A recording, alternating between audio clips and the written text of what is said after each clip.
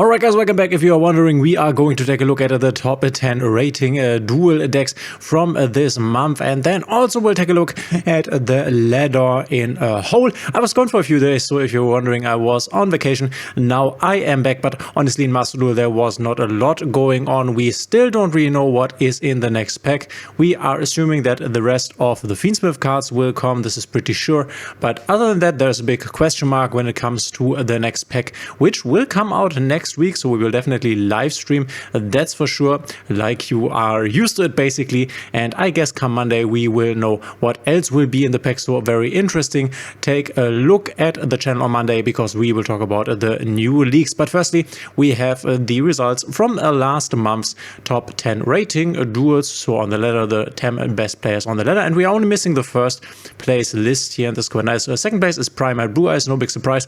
I've talked about in the top 5 best decks, also in the tier list video, that I think Primate Blue Eyes is the best deck at the moment. It's very interesting that we are playing some special cards in here. There's a Bingo Machine Go, and also we are playing Primate Roar, which I think Primate Roar is not that great.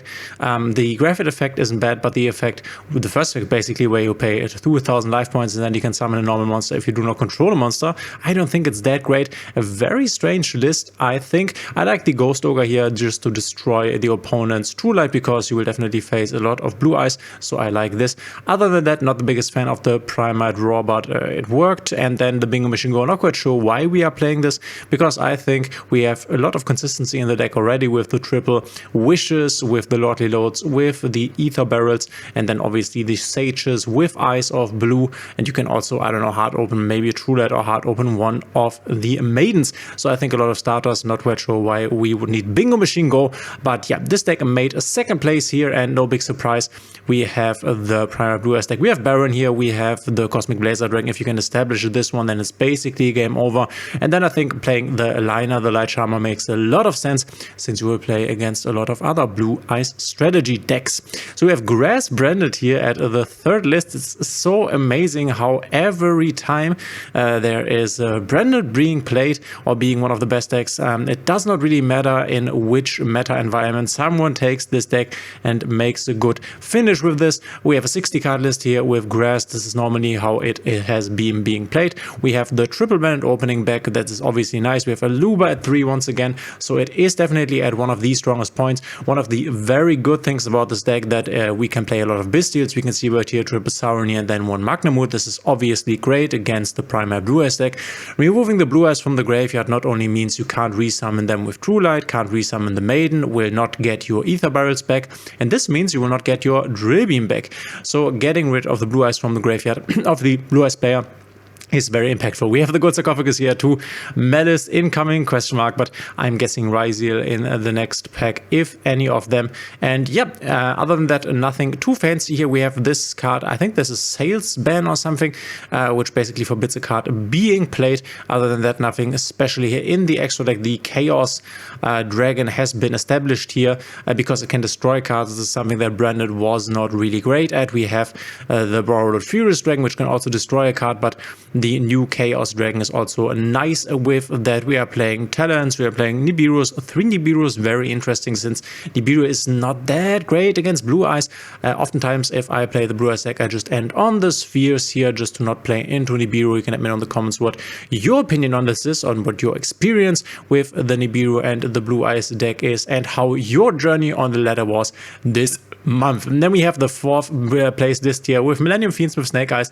Nothing too surprising. This is still a strong deck, obviously the second strongest deck in my opinion. We see the Ghost Ogre and Snow Rabbit. Do we also see this here in the Branded list? No, we are not even playing Maxis or Ash Blossom, so this is a breaker list. Very interesting. One of the most fun times I ever had was going to Master 1 with a Branded breaker list.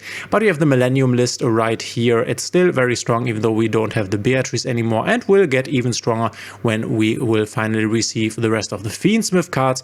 But then at some point I guess we will see some more hits for Snake Eyes, or we will just get Ryziel and Malice, and then these decks will replace the Fiendsmith Snake Eyes deck as one of the best decks that is currently around. But I think it's definitely a plus. It's definitely good that it's not the most dominant deck anymore, but now Blue Eyes Fiendsmith, oh sorry, Blue Eyes Primate is, which in my opinion, and you can let me know in the comments what you think of this, is a way more fair deck then it's the Millennium Snake Eyes. So it's way more fun to play against this. The combos aren't that long. You don't have to wait for, I don't know, half an hour for your opponent to finish the combo. So I think this is way, way better, my opinion. We have another player Blue Eyes list. This one I definitely like more. Yes, I like more. We once again have the Bingo Machine Go. I don't understand and wouldn't recommend it personally. We have Ghost Ogre ×3. I like this.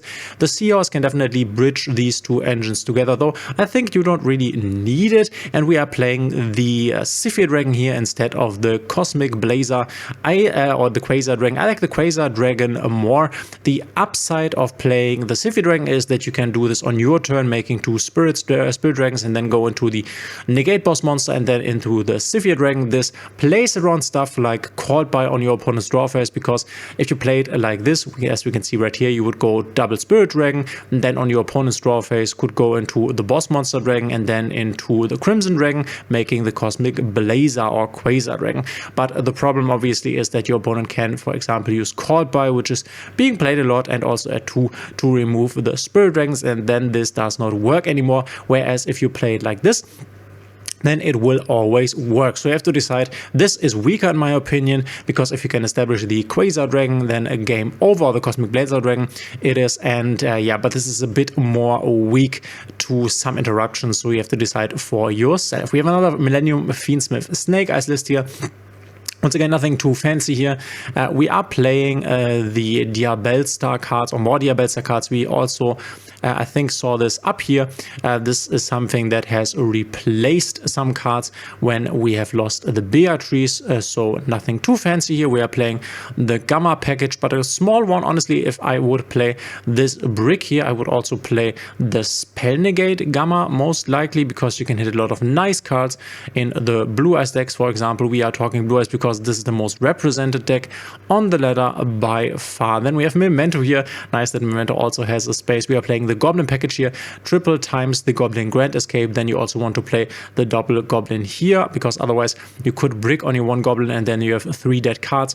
Obviously, this deck is very strong, especially if you can dodge with your Bone Party, with your Memento Infusion, or with your Goblin Biker Grand Breakout some of your opponent's interruptions. Then it is very strong, and this will also be even better when we get the full Fiendsmith stuff, since then you can play a better version of Memento Fiendsmith.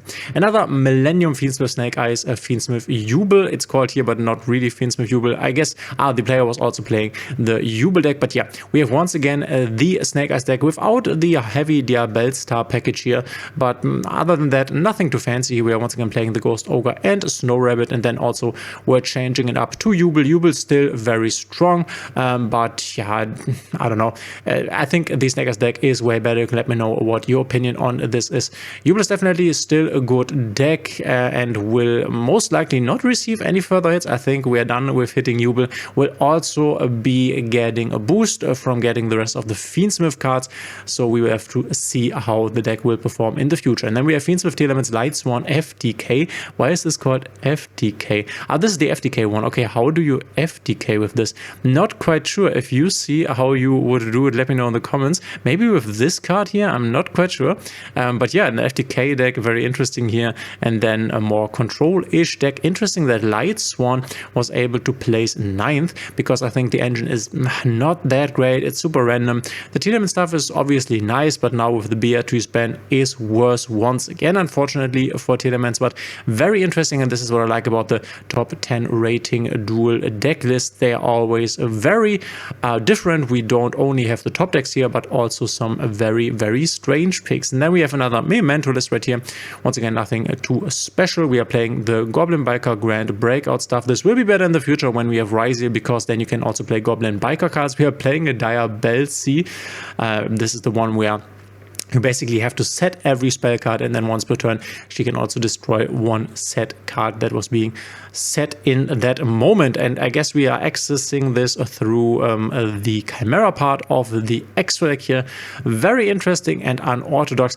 And I just wanted to quickly take a look at Untapped GG Master Duel, Yu-Gi-Oh! Master Duel, because there are also some interesting developments here. We can see right here, and this is our best data points that we have that come directly from the ladder. You can see right here, Blue Eyes is by far the most represented deck, 24.8%. This is crazy. I don't think that any other deck at its prime had so much representation. This is 1/4 of the meta, which obviously means go play a lot of Bestials. And here we also have the cool, and this is what I wanted to show, the Bestial control list here, where we are also playing Primite. This will be way better when we finally get the rest of the Fiendsmith cards. We are playing the White Dustin as of normal summon as Summon Skull, which is one of the coolest Yu-Gi-Oh! OG cards ever.